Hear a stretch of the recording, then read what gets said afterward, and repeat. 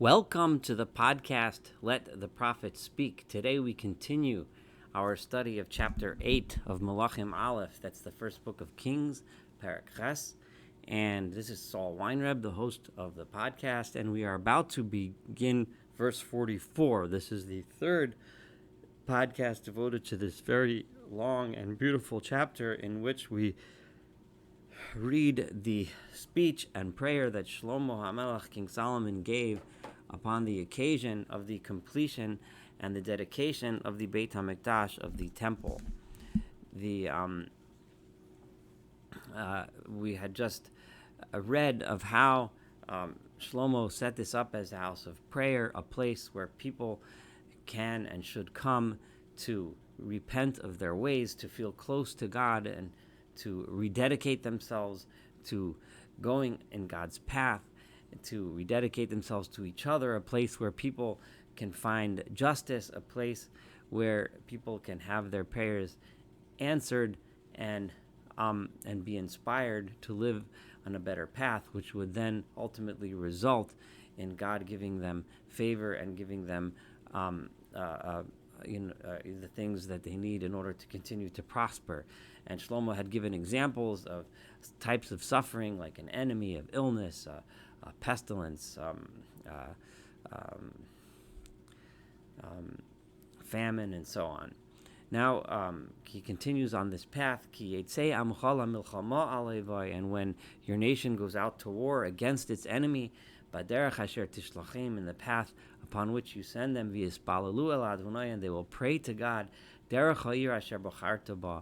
through the path of the city which you chose, and the house that I built for you. So as opposed to in the past, when God would, so to speak, go to war with the people, and the Ark of the Covenant would go to war, then no matter where people were, they would, in their fight, in their battles, would turn to God and turn to Jerusalem to pray and direct their prayers through that one house.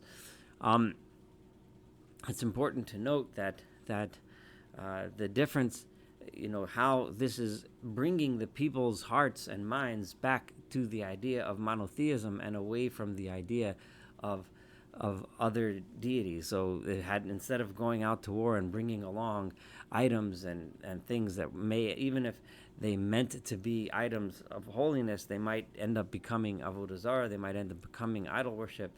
The people instead are meant to always have in mind the city of Jerusalem, the temple, which represents the only God, the one God upon this world. And in the heaven, meaning God will hear their prayers and their supplications, and He will do justice for them. And when the people sin against you, because we know there is no person that has no sins, nobody is perfect, everybody makes mistakes, and you are angry against them, and you place them in danger in front of an enemy, and then the enemy brings them captive to other cities, to other places, to other lands, foreign lands. This is anticipating the exile of the future, whether they are taken captive to close by nations or far away places. Even then they shall turn their hearts in the land in which they are being held captive, and they should return to you and pray to you in the lands of their captivity, and say, Chatanu v'he'avinu rashanu, we have sinned. These words also are repeated in the words of the high holidays in Rosh Hashanah and on Yom Kippur during the Vidui, the confession on Yom Kippur. Chatanu v'he'avinu rashanu. We have sinned. We have acted in a perverted way, Rashanu, and we have acted wickedly. And they will return to you with all their hearts, and all of their soul, in the land of the enemies, Asher Shavu Osam, that had captured them. And they will pray to you, Derech Artsam. Here we have Shlomo HaMelech laying down the for all future history, that the people, no matter how far away they are, when they're being held in other nations, they should always pray and turn towards their land, asher nasata lavosam, towards the land that you have given to their forefathers, and ha'ir asher bacharta, and towards the city that you have chosen, and more specifically, v'abayit asher bonisi, towards the house that I have built l'shmecha, in your honor and in your name. V'shamata hashemayim mechon shiftecha, and the heavens will, and you in heaven, in your heavenly abode, at tfilatam, you will hear their prayers, v'atchinatam, and their supplications, v'asisa mishpatam, and you will do justice for them. And v'solachta liyamcha asher chatulach, you will give forgiveness to your nation that has sinned to you. I want to point out that this idea of praying to the temple, no matter where you are in the world, is a way of emphasizing the fact that God is everywhere and listens to prayers everywhere. One does not need to be in this place. One directs his or her mind to this place as a representation of the relationship between the people and God. But one does not have to be there for the prayers to be accepted. One just has to remember the one God who is incontainable by the heavens and the earth and creation, God who is beyond what we can comprehend, and that's the God to whom to pray. And then when they do this, you shall forgive your nation, asher chatalach, that's into l'chol pishiyem, and all of their transgressions, asher pashu bach, that they rebelled against you, unesatom l'rachamim lifnei shovem v'richamum, and then you will give them, you'll place them in the merciful grace of their captors, and they will have mercy on them, and presumably free them, because they are your nation. They are your inheritance, the chosen people. The people of Israel will remain even when they're scattered across the world. Asher otzeisem miMitzrayim, he took them out of Egypt, mitoch kur habarzel, from the iron furnace. Liot einecha petuchot, that and this is a prayer that your eyes, God, your eyes should always be open el tchinat avdecha, to see the supplications of your avdecha, of your servant, ve'el tchinat amcho Yisrael, and the supplications of your nation Israel, l'shmoa aleim, to hear them, to listen to them, b'chol karam elecha, whenever they call out to you. Why? Ki ato hivdaltam l'chol anachla, because you have separated them as an inheritance, mikol ha'me'aretz, from all the nations of the world, kasher dibarta, as you have said, biad Moshe avdecha, in the hands of Moshe your servant, piotziacha et avotenu miMitzrayim, Adonai Elohim, when you, the Lord our God, took our forefathers out of Egypt. Vayihi, and it was Kichalot Shlomo, and Shlomo, Solomon, finished Litpalel Adonai, to say these prayers, that this prayer that he just stated to God, it kol hatfilah v'atchina azot, this entire prayer and supplication that he spoke before God. Come, then he got up, milefnei mizbach Adonai, he got up from before the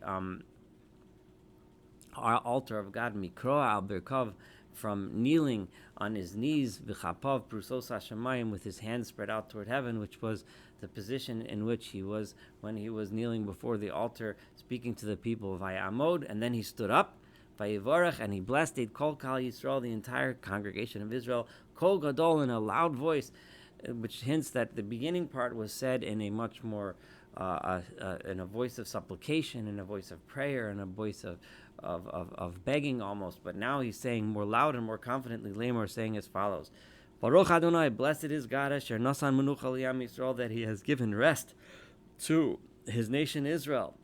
He's given them rest. Now we are here, we are secure, we have what we need to have a successful and prosperous kingdom. Kechol Asher Diber, just like he has promised. Lo nafal davar achad, there wasn't a single thing missing. Mikol dvaro atov, from all of the good promises that he made. Asher Diber biyad Moshe Avdo, that he spoke through Moses his servant. Yi Adonai Eloheinu imanu, may God continue to be with us. Kasher hayam avoseinu, just as he was with our forefathers. Al yazvenu, may he not forsake us. Ve'al yichenu, may he not abandon us. La'atos livavenu elav, may he turn our hearts towards him. Loleches b'chol darachav, so that we should go in all of his ways. V'lishmar mitzvosav, and keep his commandments. V'chukav, and his laws of mishpatav, and his rules. Asher tziva es avoseinu, that he commanded our forefathers. V'yu dvara eila, and my words here, asher etchananti lefnei Adonai, that I begged before God. Krovim el Adonai Eloheinu, they should always be close to the Lord our God, yomam v'layla, day and night. Lasos mishpat avdo, in order that he continues to do justice for his servant, umishpat amo Yisrael, and justice to his nation Israel, dvar yom b'yomo, and this should be every day, all the time, day and night. Why? Liman, what is the goal? The ultimate goal of this is not that it should just be one people, but rather that this should be across the world. Liman dat kol hamei haaretz, so that all the nations of the world should know Ki Adonai hu Elohim ein od, that it is the Lord who is God, only Him, no one else. This is the ultimate goal, so that the entire universe should recognize the one God. And may you, and here he's turning, Solomon is now turning to the people and saying that your hearts should be whole and complete, im Adonai Eloheinu, all completely devoted to the Lord your God, lalachas b'chukav, to go in His ways, v'lishmar mitzosav k'yom hazeh, and keep His commandments as you are today. V'yamelech v'chol Yisrael imo, and the king and all of the people, all of Israel with him, zovchim zevach lefnei Adonai, they brought sacrifices before God. Vayizbach Shlomo et zevach hashlamim. The first one said here is which carbon is the carbon shlamim, this carbon which is a peace offering. Asher zovach la'Adonai, that he sacrificed before God. Bakar eser mushnayim elef, 22,000 cattle. V'tzon me'avi eser melef, and 120,000 sheep. Vayachnechu et beit Adonai, and this inaugurated or dedicated the house of God, Hamelach, the king of Bnei Israel, and all the people of Israel. Vayomahu anat, did that day. Kidash Hamelach et toch hachatzer asher lefnei beit Adonai. The king also consecrated to God the inside of the courtyard, which was before the house of God. Ki asa sham, because there was not enough room to bring all the sacrifices in the temple, so he made those places holy in order that they can be used for sacrifices as well. Ki asa sham et ha'olah, they also brought, in addition to the peace offerings before, they brought burnt offerings, v'et hamincha, and grain offerings, v'et chel ve'hashlamim, and places to burn the fats, the parts that aren't eaten, the parts that are burnt of the peace offerings. Because the copper or bronze altar that was before God, in other words, in the temple itself, katon, was too small to handle all of these things that we just mentioned. And Shlomo did on that day, etzachag, the chag, presumably this means the holiday of Sukkot. Remember, this all occurred on Sukkot. V'chol Yisrael imo, and all of the people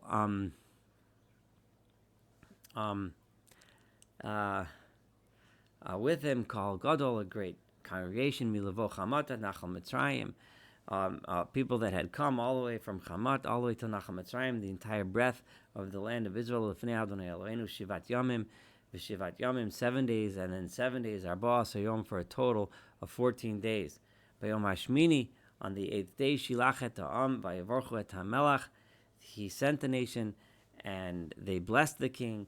Vayechol aleim, they all went to their homes, their tents, mechim, happy, v'tovei leiv, and full in a good mood. Al kol ha'tova, because of all of the good, Asher asa Adonai l'David avdo, Yisrael amo, that God had done for His servant David and to His nation Israel.